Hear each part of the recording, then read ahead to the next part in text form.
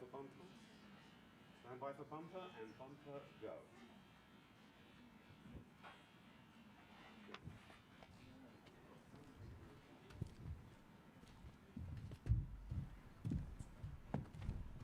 Welcome. Thank you to everyone joining us online and here at the ASU California Center at the historic Herald Examiner Building.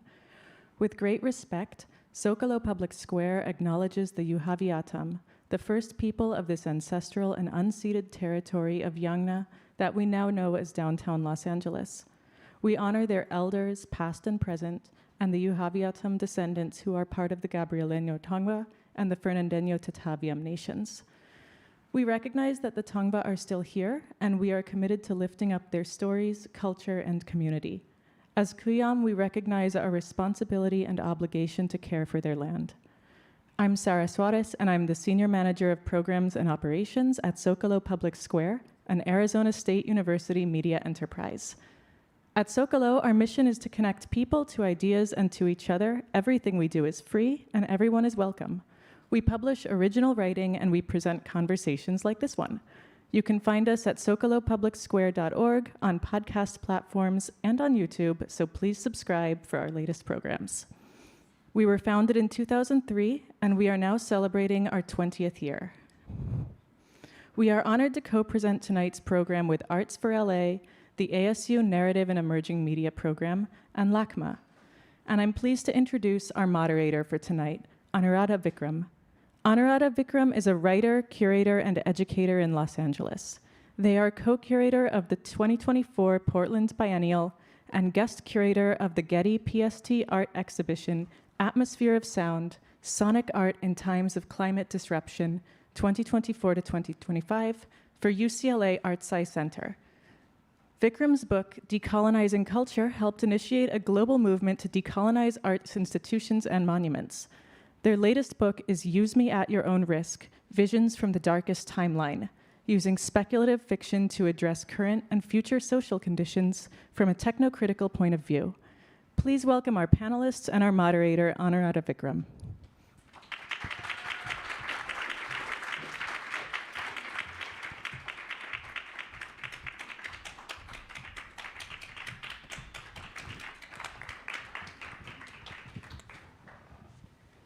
Thank you. Welcome, everyone. I'm Anuradha Vikram. It's an honor to moderate this conversation, and I'm pleased to introduce our guests tonight. Immediately here to my left, Joel Ferree is the program director of LACMA's Art and Technology Lab. Inspired by the spirit of LACMA's original art and technology program, 1967 to 71, which paired artists with technology companies in Southern California, the Art and Technology Lab supports artist experiments with emerging technology. Through its sponsors, the lab provides grants, in-kind support, and facilities at the museum to develop new artist projects. To date, over 40 artists from around the world, including Ghana, Hungary, Ireland, Korea, Mexico, the United Kingdom, the United States, and Switzerland, have received awards through the Art and Technology Lab. Nicole Hendrix is a 4-time Emmy-winning and 5-time Promax Gold-winning producer and creative director with over 15 years of experience in television, games, live events, and film. In addition to working as a producer and marketing consultant, she is an impassioned advocate for artists as the co-founder of the Concept Art Association, an organization focused on elevating and raising the profile of concept artists within the entertainment industry. She also serves as the co-founder and executive director of the Brick Foundation, an organization that focuses on increasing representation for women and people from underrepresented groups in entertainment, gaming, media, and tech. An LA native, writer and filmmaker John Lopez got his start as an assistant to feature film producers before going on to cover entertainment and the arts for Grantland, Vanity Fair, and the Los Angeles Times, among others. An alum of the Sundance Institute Labs, John has subsequently written and produced for such shows as Paramount Plus's Strange Angel, Netflix's 7 Seconds, and Showtime's The Man Who Fell to Earth. Sarah Rosalena Wisharika is an assistant professor of computational craft and haptic media at UC Santa Barbara. She creates boundless forms that fuse ancient handicraft traditions with emerging technologies in textile, beadwork, and clay. Throughout her career, she has made a reputation for her hybrid objects of digital and analog processes that suggest new possibilities as we define our relationships to technology and innovation. She is a recipient of the Creative Capital Award, the LACMA Art and Tech Lab Grant, the Carolyn Glasso-Bailey Art Prize, and the Artadia Award. Recent solo exhibitions include the Columbus Museum of Art, Museum of Contemporary Art Santa Barbara, Clock Shop, and Blum and Poe Gallery. Thank you all for joining me tonight. Before starting, I'd like to remind our audience that we will be taking questions toward the end of the program. If you're watching online, you can submit questions to the live chat on YouTube. With that, let's get started. Okay, so our first speaker is going to be John Lopez. Oh, great. Well, I'm happy to be here. Is there a question? Is there a prompt, or should I just riff? I think, tell us a little bit about why you're here. Yes. Okay. The WJ recently was on strike. We resolved our strike, thankfully. We've got wonderful protections in our deal. The road to get there, though, involved a group of us who were science fiction writers and writers who liked science, meeting and studying AI. When ChatGPT launched in November of 2022, it feels like an eternity ago now, very quickly the Guild had already had a task force looking at AI's effects in the industry. And I, for random reasons, happen to know a lot of people in AI. I'm very science-minded. I love math. I'm very respectful and amazed at what is done with this stuff. And I contacted the Guild and I said, I want to help. This group was going on. I became a part of it. And we all basically met and we talked about what this was, what it meant, where it came from, and most importantly, what we needed to ask for from the studios to make sure that there were meaningful regulations. Because it became very painfully apparent to us that the way AI was being deployed in the world at large was not being thought out, was not being, the artistic point of view was not being taken into consideration. And if we didn't attack this now in our deal, we weren't going to have a chance to make up this ground. We knew that this was something that was going to be a part of the world going forward. And we also were very acutely aware that we were the first labor action, or the first labor negotiation that was really happening in the age of AI. So no one was going to put rules and boundaries around this stuff if we didn't speak up. And we in the group were firm believers in this. We spoke to our board. We explained to them the state of the technology, the state of the industry, and frankly, what it meant for writers and artists all across the world. And we said, we need to address this now. And fortunately, they listened. And they realized that this is a very important issue. They made it part of the negotiating. And I'll be honest, it was a really hard part of the negotiating. I was not in the room. I'm not a board member. I'm just a writer who loves this stuff. But from what I've heard, from what I've read, from what I know, this became the hill that a lot of the studio negotiators were dying on. And it was a fight, because this technology does change things in a very significant way. And I think we got as much as we could possibly have gotten, given how long and how hard that strike was and how much it affected the LA area and the entire industry. We held on as long, as hard as we could, and we got what we felt we needed to have a fighting chance to make sure that AI, as deployed in the world, will never fundamentally, or hopefully, will not harm the humanistic mission of art and entertainment and all the stuff we do, which, in my personal opinion, is to facilitate communication. Whether you're writing a poem, you're making a painting, you're writing a really dorky screenplay about talking dogs, you're putting something of yourself out into the world. You're communicating to another human being. And I think the forces of capital and industry are very quick to forget that. And, the WJ, part of our mission is to protect our members, but I think also we're aware that, we're screenwriters. We're not big fancy artists. We're not Pablo Picasso. We're just guys trying to make everyone laugh or smile, but being a human being is part of that, and we think that's kind of part of our mission. Great, thank you. So I think what I'm going to do is just ask each of you in turn to talk a little bit about what you're doing here, and then I'm going to ask you more specific questions because we have so much that we want to cover. So Nicole, will you tell us a little bit about what's your connection to AI? Yes. So I'm the co-founder of the Concept Art Association. We focus on just really elevating and empowering artists working in entertainment. And we were thrust into this by our board member, Carla Ortiz, August of 2022. She, like, I had been kind of tracking it, and she was like, you really need to take a look. It's taken a jump. And that's when you could start, some of those sites were coming up where you could see what images were in there. And I saw my husband is an artist, his portfolio is in there, obviously Carla's work, many of the people that we know and care about, lots of our members are a member-based organization. And just the thought that their work was scraped without their consent, credit, or compensation, and that's the foundation that a lot of these models are built upon, just didn't sit well with us. So we had a couple of early town halls. The U.S. Copyright Office was actually there to speak as well. And then we launched a GoFundMe December of last year. Over 5,000 people have contributed to that GoFundMe campaign.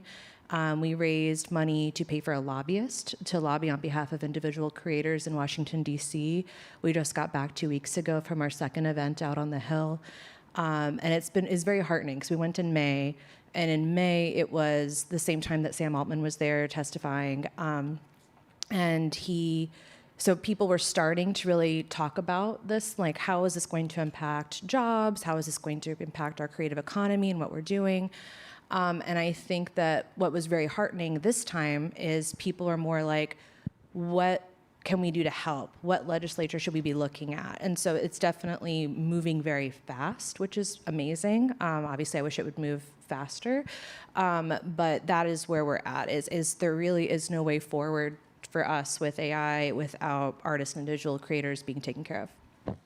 Great, thank you. Sarah, can you tell us a little bit about how you've been using AI in your artwork?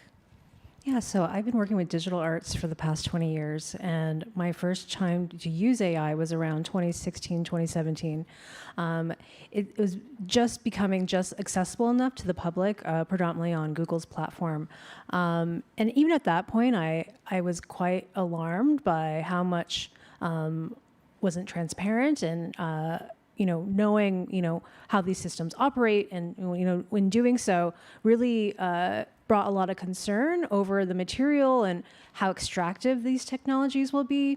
So something, as someone who, works with software, work with code, a lot of it ends up being something that's in the material world, a material product. And, I think AI really pushed me to a point where I wanted to push away from the screen and try to anchor it to kind of reveal of kind of what's hidden underneath.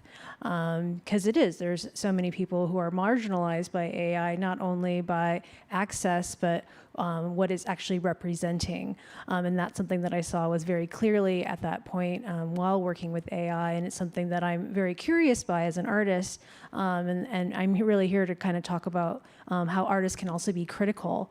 And I think that's going to be one of the most important things that we're going to do. And again, really admired the writer's strike, and, fully support people who, truly understand the impact and how this can easily take over in a very awful way in the future if we don't speak out. So that's why I'm here.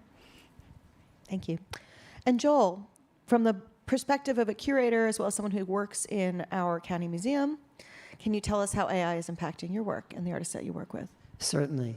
So first and foremost, it affects just the way that I work with artists. I run an artist grant program.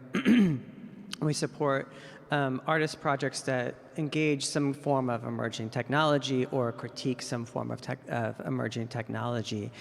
And of course, right now, there's a lot of questions about AI.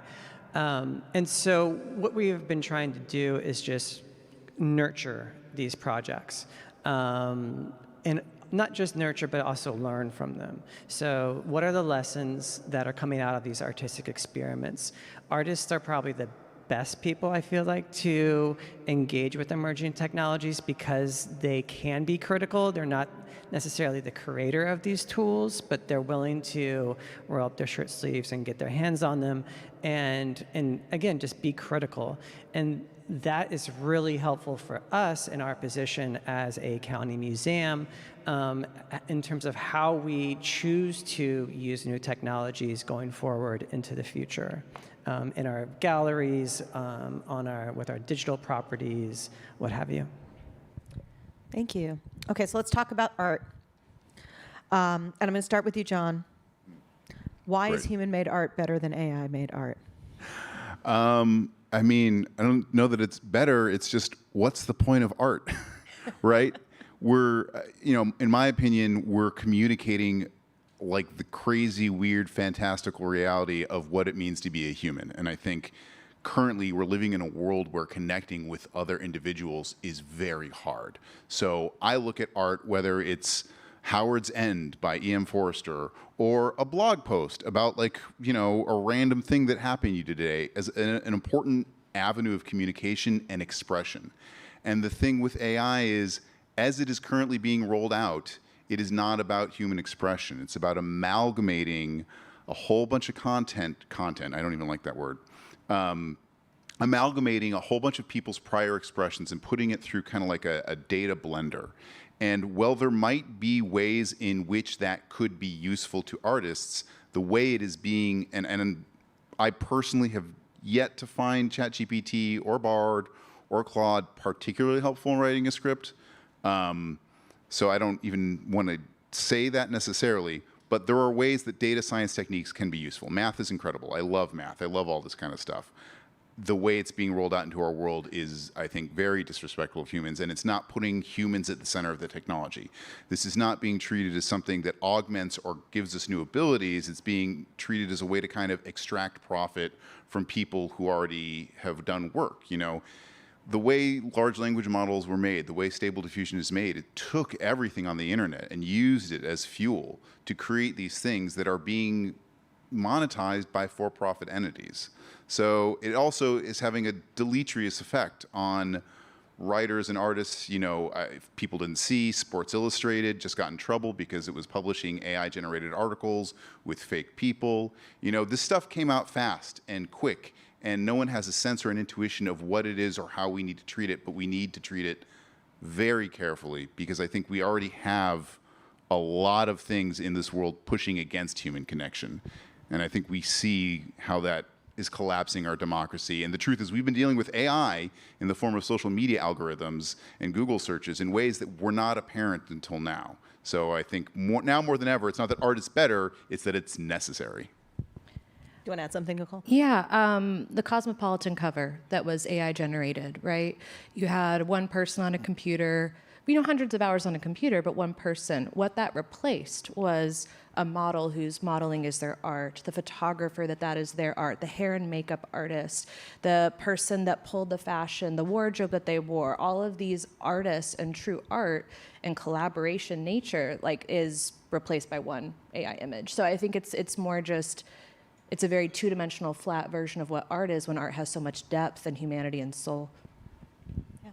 So Sarah, how can we use AI as artists in a way that would be not retaining all the negatives that we've just heard?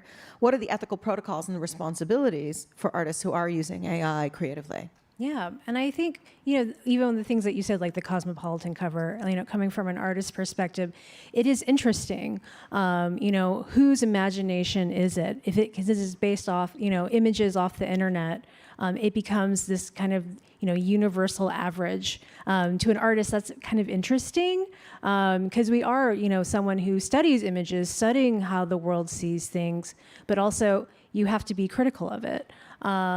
Especially the people who are marginalized from that vision, and how much this is going to push them even further away. Like how do these AI generated people look like? So that's, as an artist, we can make work that describes that or makes the viewer aware of that. Also the histories, because, not only is it being trained on images of the internet, these are images of the past. I always, love this idea of, AI also being this kind of like history engine, because, it selects things that it was trained to see. And, as an artist, there can be interesting ways to use that in juxtaposition to talk about these conditions, describe the things that are unseen, and also just the aesthetics of AI, like the hyper-realism, like that is very interesting. These are like this palette, of the social media, world now that we're living in, or the palette of, being in the pandemic. And these are all things that artists always will react to whenever there's a new tool that's on the market. But this is a very different type of tool. It's not like Photoshop, even though now, who knows, I think it's already in Photoshop. And so again, artists really need to be aware and be extra critical of images. We're bombarded with images so much. How do we slow down and actually critically think about what we're seeing and not just accepting it? That is going to be the biggest crutch. And also, us being artists, we are the bearers of humanity. This is a humanity crisis of, what we're being seen, and do we care about it? We see the strike happening. Do artists care about that? And I just, again, want to encourage other artists to think about that. Like, how will it also impact us in 10 years? So how is this impacting art history, Joel? Great question. In a nutshell, I think we as an institution have to be concerned about how we can do right, not just to the artists that we are engaging with today, but all of the artists that are in our collection, all of the artworks, our collection data. What are the implications for that?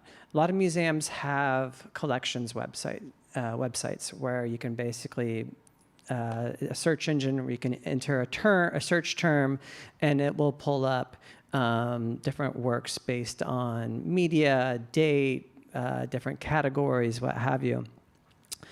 I've worked with artists who have scraped these databases, not for anything as more experimental purposes, but the fact that artists are able to do this, you can kind of assume that if artists can get their hands on this, the big tech companies can as well. And so there's a question of how much of our collection is in these training sets? Do we want to be included in these training sets? All of the content about our collection that we have online, how is that being processed and shared, distributed, cut up? I think the blender analogy was really great, because if you're our curators at the museum, their scholarship is at stake here. And as these tools become more commonplace, they become more accepted, are we going to lose our criticality? The role of a curator becomes even more important to sort of fight this battle against misinformation. The same way I think a librarian is going to have a pretty big fight ahead of them, because you are fighting for the sake of art history, for the sake of information itself. Yeah, I think the other thing we need to think about too is that the archive that we're generating as technological beings is so massive that we will need some form of AI to understand ourselves from an archival perspective in the future. So it's going to be difficult for us to even parse the society that we have without AI. And that's part of, I think, what makes people really anxious. So the next question that I have, I actually wanted to bring it back to Nicole, is why should we be concerned from a safety perspective about the push toward automation and artificial intelligence? Yeah, I think, again, I just want to go back to the data sets, right? So with Lion 5B, which is one of the predominant data sets that a lot of these models like Midjourney are using, that's 5 billion images. So that's people's artwork, that's copyrighted images from studios, that's your family photos, that's your, very inappropriate things have been ended up into this data set. And that is the foundation for things that are being generated, right? And so I think what's the most upsetting about all of this is the job replacement. I've been tracking job loss in the creative sector since January on Concept Art Association's website. You can see testimonials we've been gathering. You're seeing, gaming studios in Texas letting go of art departments, just having an artist do cleanup. You're seeing percentage of small business loss, where it used to be that you were designing things, and now an ad agency comes in with mid-journey images instead, right? So it's like you're not losing your whole business, but you're losing a portion. Same with concept art studios, where you have independent producers would come for pitch work. Now their pitch decks are now filled with images that they were able to generate, right? So it is one of those things where I think that job loss is here, and it's just going to continue to grow. And it's more from a safety concern of what protections can we get in place to really protect the creatives that are working all across the world, specifically in the US, and what does that look like? And are we, like, how quickly can we move to protect what we have? Can I comment on that? Yeah, I think something that we should think about as, again, a lot of the problems around this are the structures and how this is being rolled out and the effect it's having on young artists. I think something we need to think about is, how do you survive as an artist? We live in a very weird and wonderful world here in America where, partially thanks to our copyright regime, you can make a living as an artist. You know, in Hollywood, if we're lucky, we get paid for a screenplay and we get paid enough to live, but then we're artists, so we're constantly doing stuff. And that kind of like, we then have free time to do other cooler, crazier things. Like, there's a lot of money that kind of waterfalls through the system of Hollywood that supports a lot of experimental and weird art that's pushing the boundaries. But when you kind of turn off that faucet, it just makes it harder for artists to live and survive. And young artists especially, like, I think I came from a journalistic background, and I just think back to when I started. I got my start learning to write $200, by the way, which was exorbitant at the time, $200 blog posts about random stuff. And I learned so much as an artist doing that. And, you know, if we live in a world where Sports Illustrated is going to have AI-generated fake authors do this, what about like the young 20-somethings who are coming up trying to learn their craft, trying to learn how to write, trying to like push the boundaries of new? Because again, AI is incredible. It's not going away. It's part of the world. There are things that can be done with it. We're exploring that. But it was introduced in a way where this conversation wasn't had, and no one's thinking about the future, especially the future of young artists and how they're going to climb the ladder. I think AI, again, in its current iteration, privileges people who are already there, you know.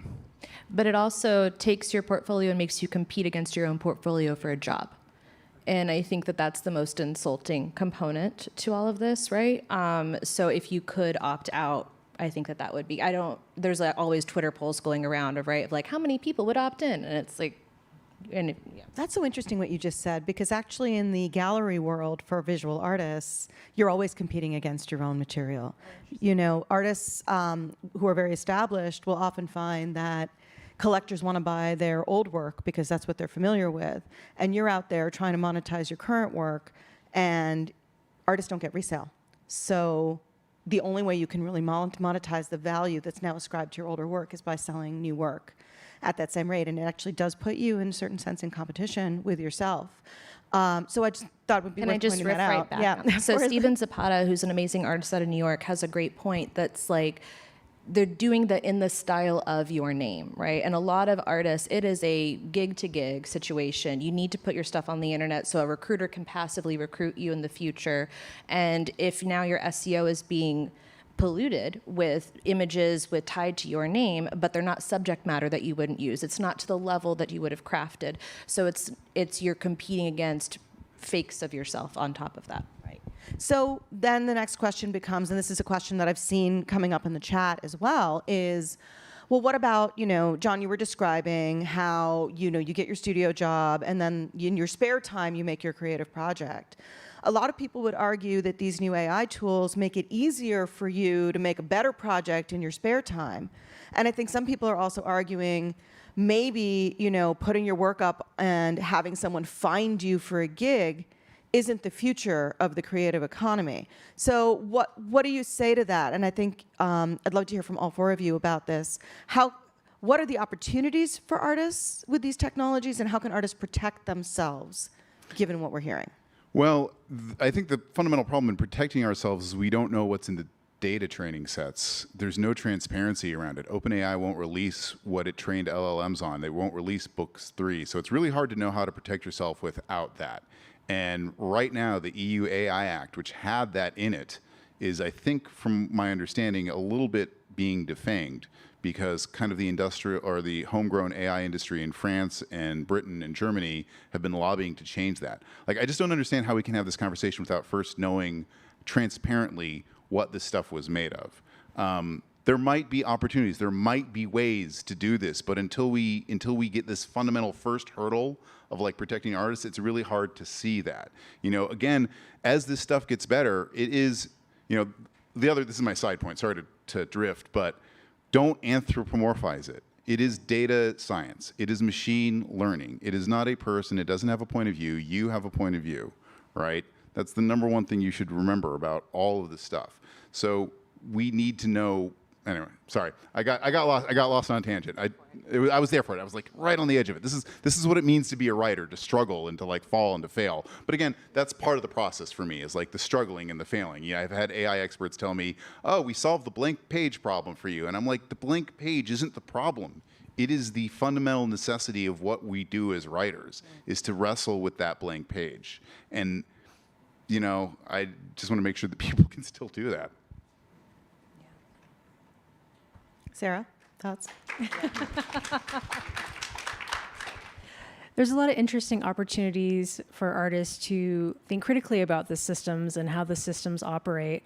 And I love, you know, you brought up, you know, this idea of the archive, you know, this, like a machine that can, you know, name, classify and see and understand the world in itself is kind of interesting, like an engine. So that in itself, I think, you know, artists can really start to, you know, make new work that kind of explores like how networks function, or listen to concepts that are not human, or, you know, things beyond of what they might not see in their worldview. But again, that requires a skilled eye, and also requires you to also think a lot about history and these places that are coming.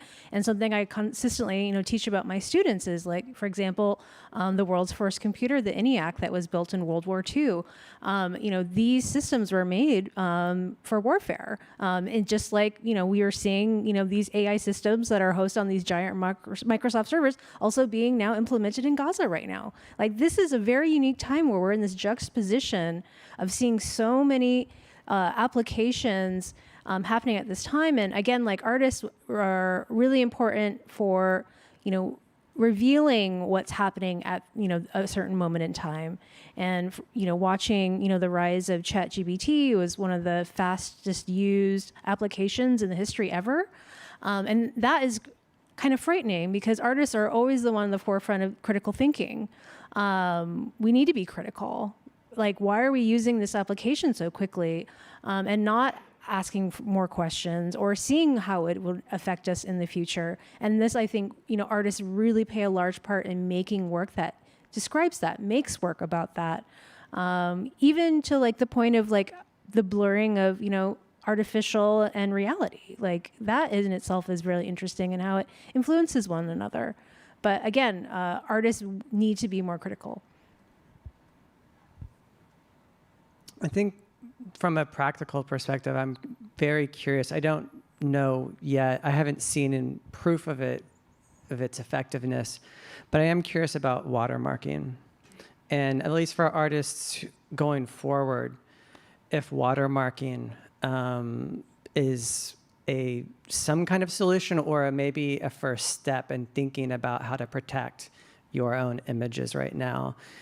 Because I think it is safe to assume that whatever you are publishing out there could potentially is fair game.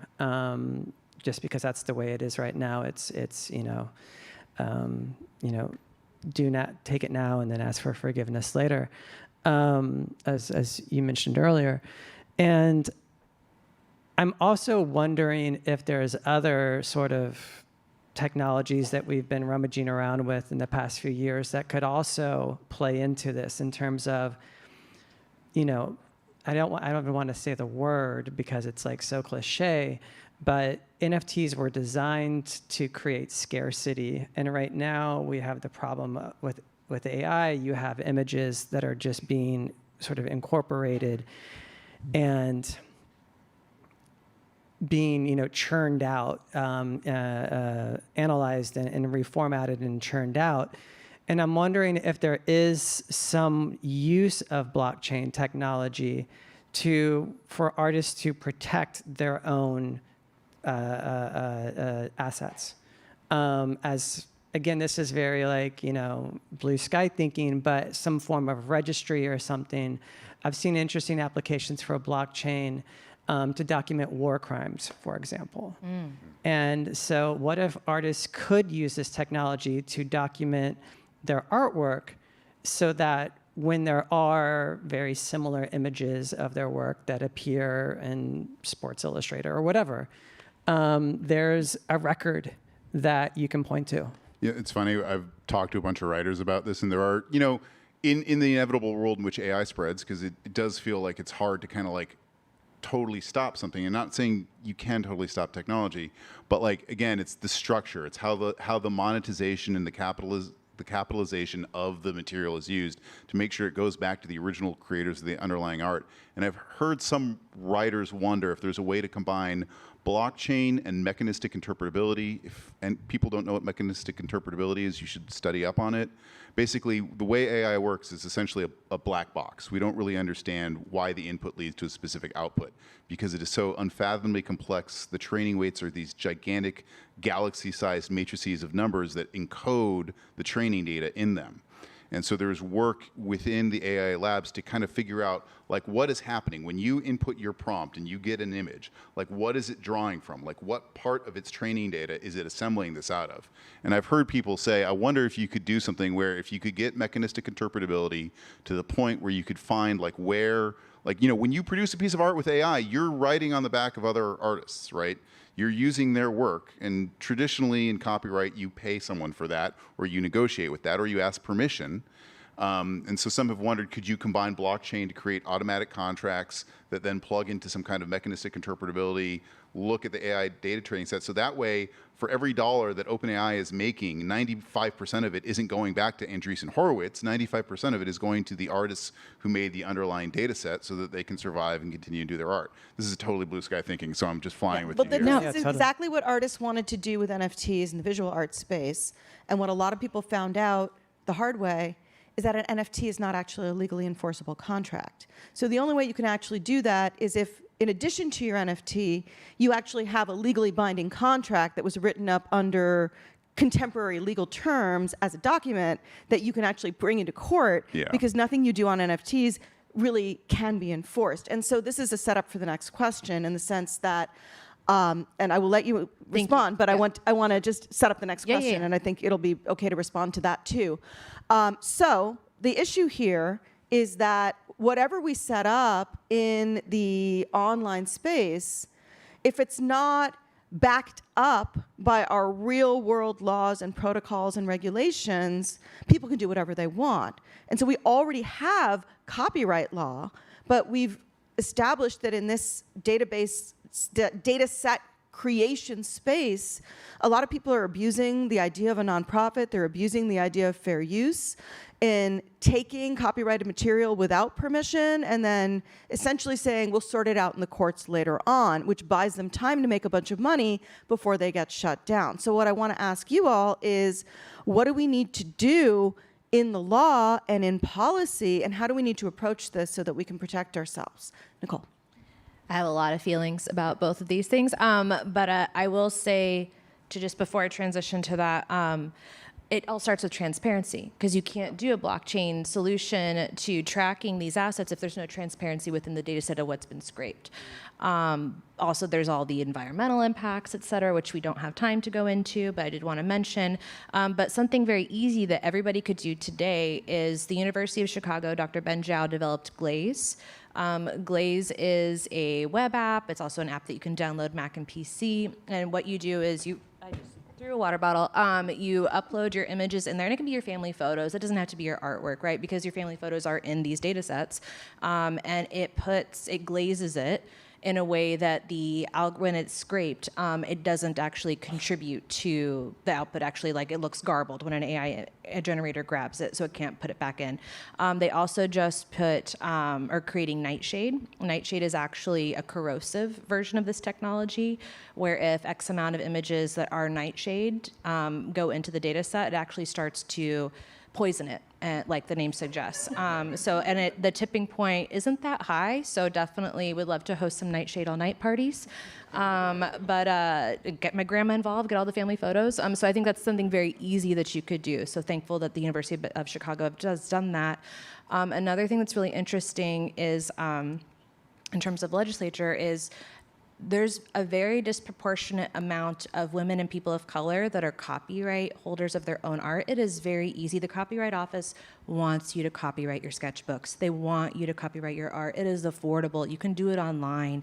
You can literally like scan your artwork. So it's like, this is something that we're doing. There's some asset. It's very easy. And if you ask them to come to your class, if you're a teacher, like they love coming and giving presentations. So please, like, copyright should be more accessible because that's the foundation of protecting yourself in the future. What are your thoughts on nonprofits using the data set, Joel? Which data set? Whatever data set we have. I mean, I'm thinking about the whole of the data set right now, everything we put out there. Well, I think we are still so skeptical of these tools, or not tools. I don't want to call them, I have to catch myself because I call a lot of technology tools, but I think AI is more complex than that. We are still so skeptical that we don't really leverage them. Will we in the future? Of course, we will, in ways that will have to be responsible, that I think right now we are having a lot of conversations about how we can work with this. But it's definitely being informed by the concerns of the artists that we work with, their estates, as well as our general counsel's office.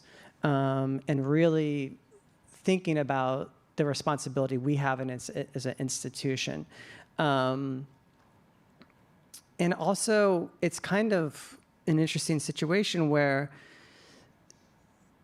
some of, a lot of the artwork or artists that I engage with, they're emerging or they're established, but they're not that deep into the art history books yet.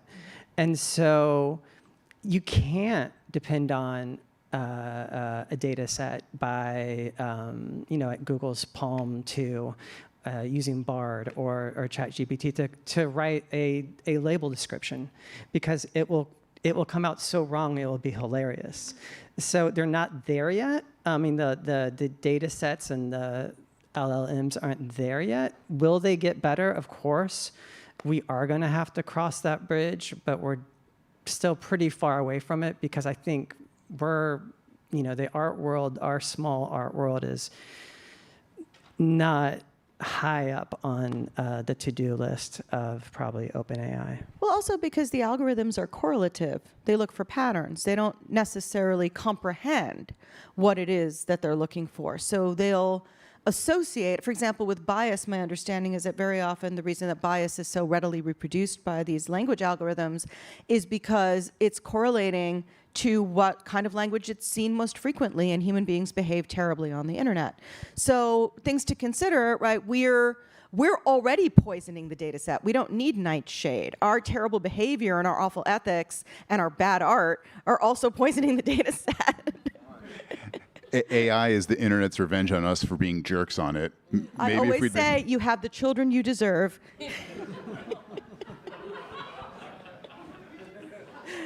Do you think we should open it up to questions pretty soon? We've got a great chat going on online, too. Thank you, everybody, for your robust comments and critiques. Before we turn it over to the audience, does anybody have a comment about the AI-related headlines from the last week? John, I think maybe you have something to say? Yeah, OpenAI, is that what we're all talking about? How like Silicon Valley lost its mind because 2 board members stood up and said, hey, hold on, let's think about this. I find it very disturbing what happened, because we don't know why the board fired Sam Altman, but to say dishonesty and a lack of candor, that's a disturbing thing. And I think what people need to remember about the board members who left is they don't get paid for this. Like, they made that decision for some very good reason, and then they basically got flamed by all of Silicon Valley and all the powers of capital, all the forces of venture capital. They all united, Microsoft, Andreessen Horowitz, Sequoia, to push these people out. And in their place, we got Larry Summers, who long ago said that women couldn't do STEM for some kind of genetic reason. It's because we're not funny. Yeah, exactly.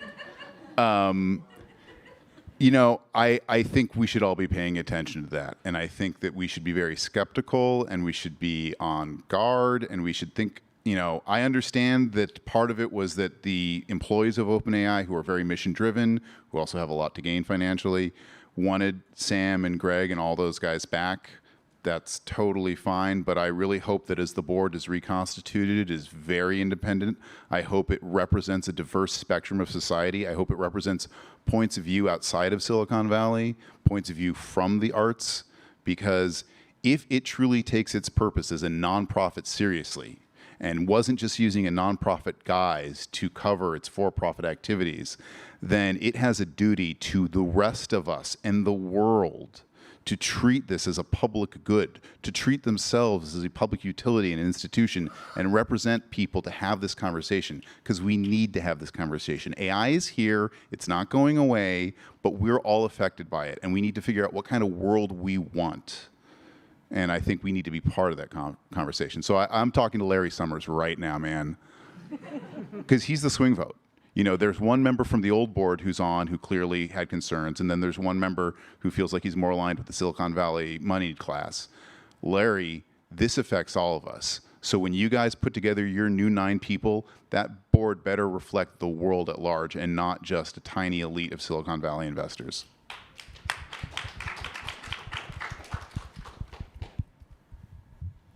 Shall we hear from the people? Yeah, hi. So we're going to go to audience questions. I'll start with an online question, but for those of you here in person, if you'd like to ask a question, you can come right over here to where I am and wait your turn. So our first question, it seems under capitalism, AI is utilized for profit. How could AI be used under different conditions that don't prioritize profit? What's the potential there? In this system, it's hard to imagine. But certainly there are, for example, universities that have been creating AI databases for quite a long time. Even the nonprofit structure itself is intended to provide some kind of an alternative to capitalism in the sense that nonprofits aren't supposed to make people wealthy. Instead, they're supposed to take whatever profit they generate, put it back into the mission. Thoughts? I mean, a world where artists get transparency will go a long way towards helping us fight this. I just think the transparency of the training data, which is something that the EU AI Act was trying to get, which was mysteriously missing from the executive order that the White House issued. Like, how can you know unless you know what's in the data? You know, there's a saying in data science, junk in, junk out. Like, we need to know what's being fed into these models before we can have any of these conversations.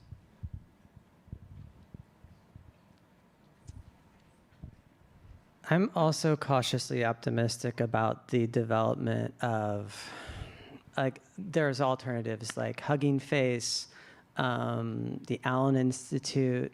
There are defectors from OpenAI who have gone elsewhere and who have good intentions. Find these people. And, you know, really they, you know, I don't want to say they are our only hope, but, you know, these people have an understanding of it. You know, they've been both behind the scenes and they have the technological literacy. But I also think that there is promise, and I may be in a little, again, blue sky, but that content providers that at least are able to form consortiums, are able to band together to create their own LLMs, their own large language models, and they can sell the quality of their content, that it's been verified, that it has more integrity than the sort of junk food models that you get with ChatGPT and Bard. So you can say, okay, this is, you know, if you want to have digital health. This is not the slow food movement. I don't know what the analogy is I'm looking for, but there's one. Organic, Organic, yeah. It could be like organic. You could push for that kind of quality of AI experience. So we have a lot of questions here. We're going to get through as many as we can in the next 10 minutes. Hi, I'm David. I want to ask a blue sky question about artist rights.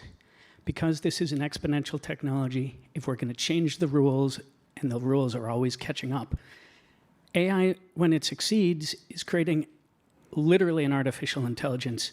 It's going to attain some sort of personhood, a motivation. Will future creative AIs deserve rights as creators in and of themselves once they evolve to actually being an entity? Ooh, great question. Let me just kick this off by saying that we already have non-human persons. They're called corporations. And any future personhood ascribed to non-human actors, whether it's an ecosystem or an artificial intelligence, are going to be based on the precedents that have already been set through the laws of corporate personhood. Yeah, I would say two things about that. First off, beware. Okay, so anything's possible. Math is incredible. Computer science is incredible. So I don't hold out that it isn't possible that you could create some form of new sentience or whatever if you transform this entire planet into a data center and fed it a whole bunch of information.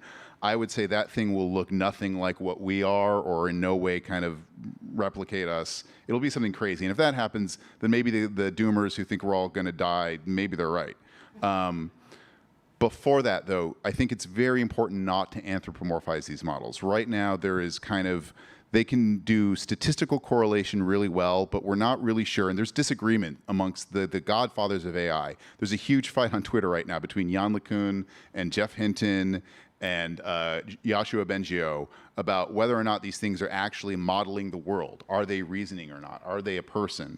And these guys can't even agree about that. So I think until that debate is settled amongst the experts, we should resist the desire to anthropomorphize these and see them for what they are, which is a really fancy form of compression technology. But we don't have to have sentience in order for them to be granted personhood. Corporations aren't sentient in that sense. Well, I mean, corporate personhood's also problematic on many levels. I think we should remember self-driving cars. Like, I remember 3 years ago trying to tell my grandfather he needed to buy a Tesla because, self-driving cars, right? And now, they're in a lawsuit because they were falsifying their marketing data to sell them in the first place. So I think there's the technology that what is quote unquote being sold to us and where it actually is currently, and that is a very far gap.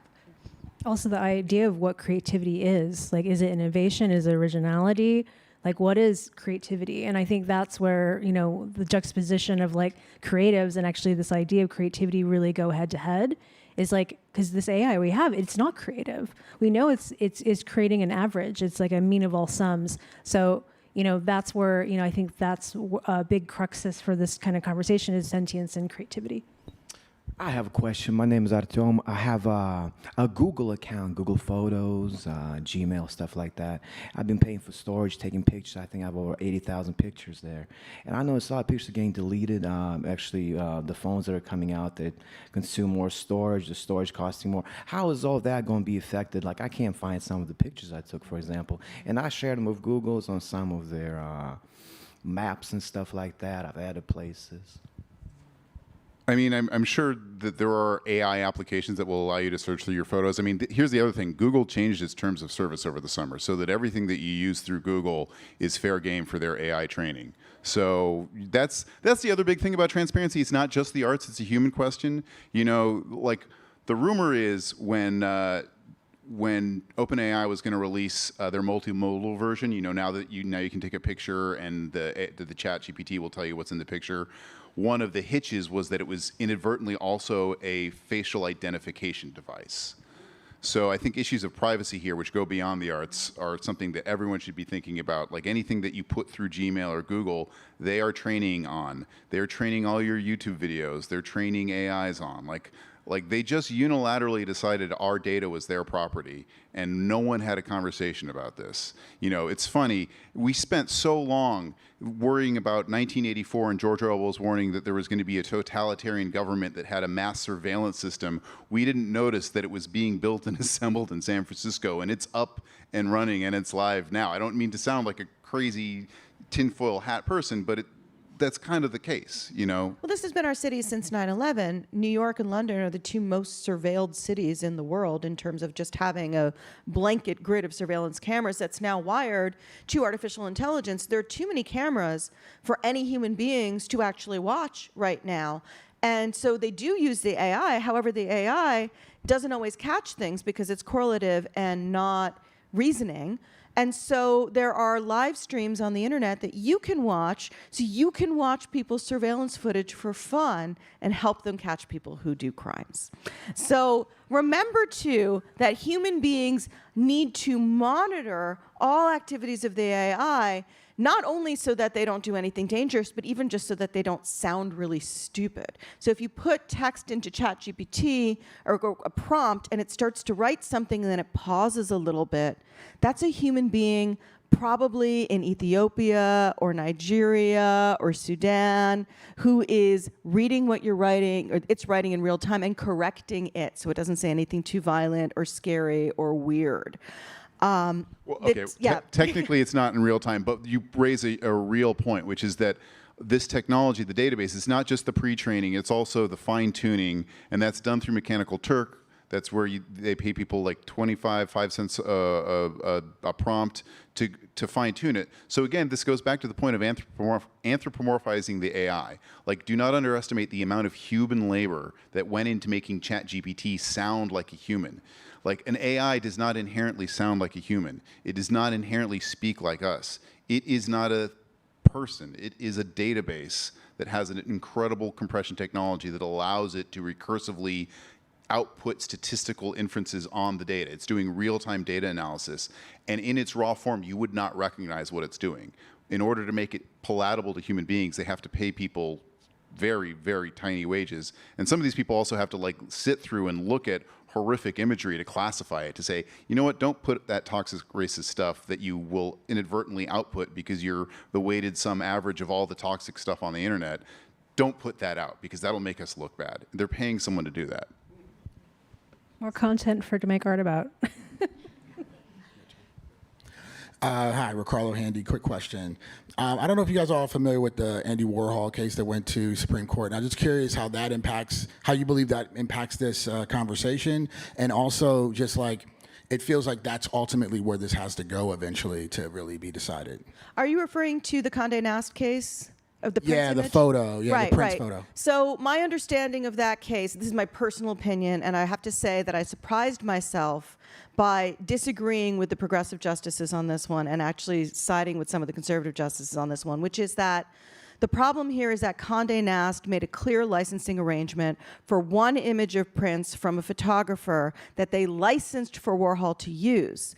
And then they went and used additional images made by Warhol, but they didn't renegotiate the terms of the original licensing contract. And basically, the art world has been called into service in defense of the corporation Condé Nast to say, no, no, this is artist fair use, when in fact it's a pretty clear-cut example, in my view, of Condé Nast trying to hide behind an artist in fair use to not pay a fee to an artist that they legally had a contract to pay. So it is, in some ways, it's exactly what we're talking about, but I don't think it influences it so much as it points out the exact problem, which is that corporations are trying to use fair use, which is specifically for educational, nonprofit, public benefit purposes, that you can violate the terms of copyright because it's for a non-remunerative public benefit, and instead they're stealing stuff and selling it and saying, oh no, it's fair use. Yeah, I mean, it speaks exactly to this. And like in Hollywood, you know, one of the many jobs I had before I finally got my Guild health insurance, which is the greatest thing since sliced bread, was I did music licensing for film and television. I was an assistant.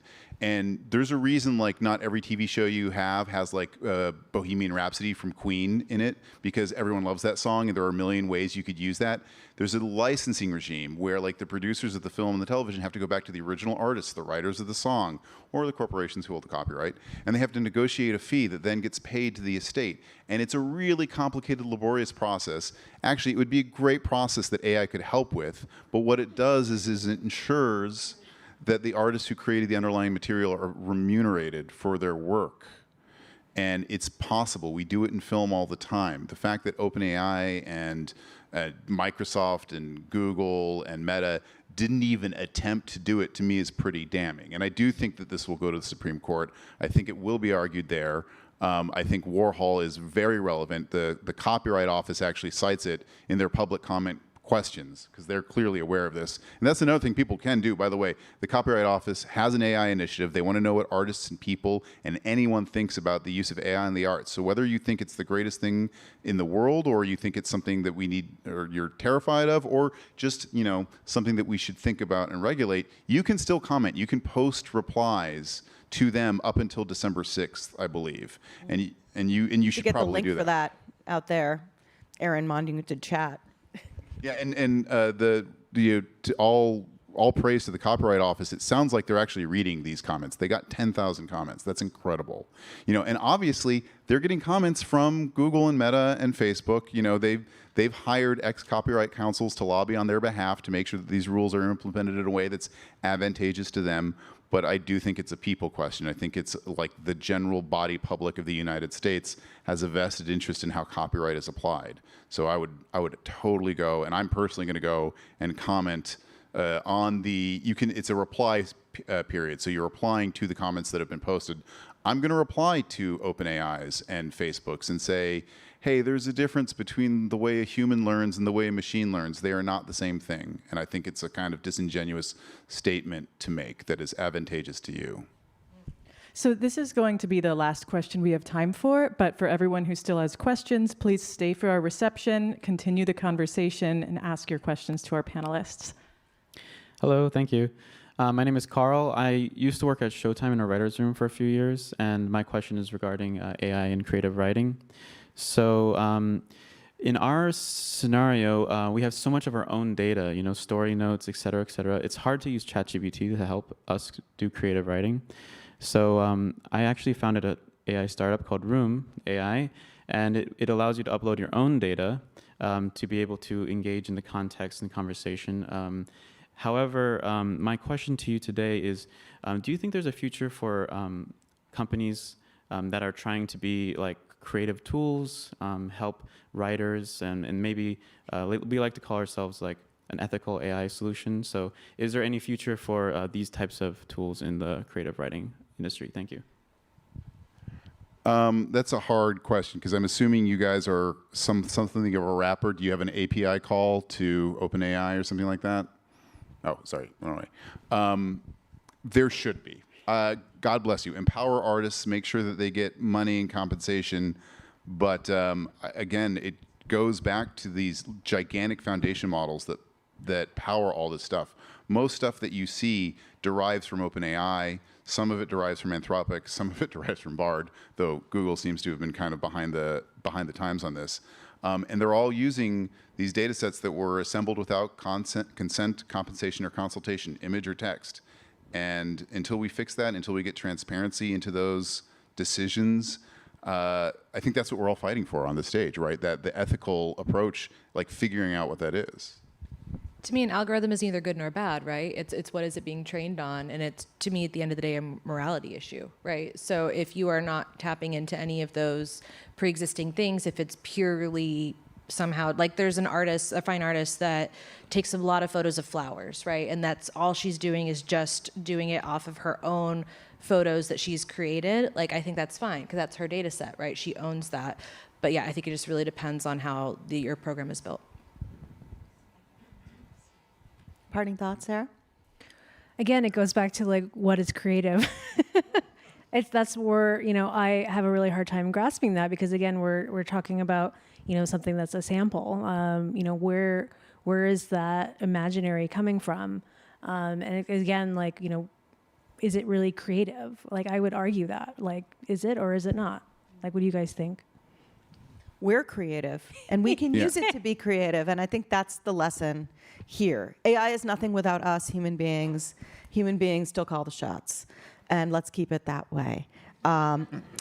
It's time for us to close, so I want to thank you all for this wonderful conversation.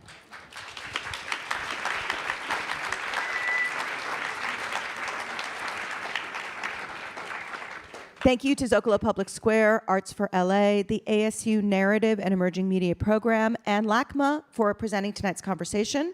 Thank you to everyone in our audience for joining us tonight. We encourage you to please stick around to continue the conversation with one another at our post-event reception with some light bites and beverages. You'll be able to find a summary of our talk at zocalopublicsquare.org by tomorrow, plus interviews with all our panelists. And please subscribe to Zócalo's newsletter, podcast, and social media for more great conversations. Special shout out to the very robust online chat today. Joel, Nicole, John, and Sarah, thank you again. Everyone, please give our guests another round of applause.